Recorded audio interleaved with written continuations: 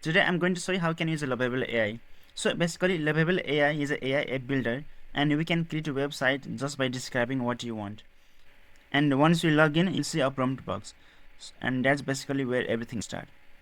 Okay, now let's build one app. So we have two options, build and plan. And with build, it just generates a website for you, and with a plan you can discuss before building anything, so you can do some customization. So I'll choose the second option. So I'm going to ask build a website to track daily calorie intake and add different foods, and I can choose plan, so I can customize some things. Now I can choose a user account, the first one, and custom food only.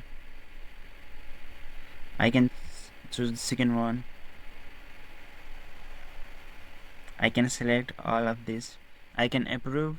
It will take some time, and once you finish everything, and now we can see our website is ready.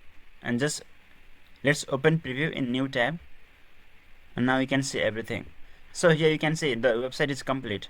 So if you are happy with the website, just click on the publish project, and if you want to check your code, you just click on the code, and you can see all the file you have here.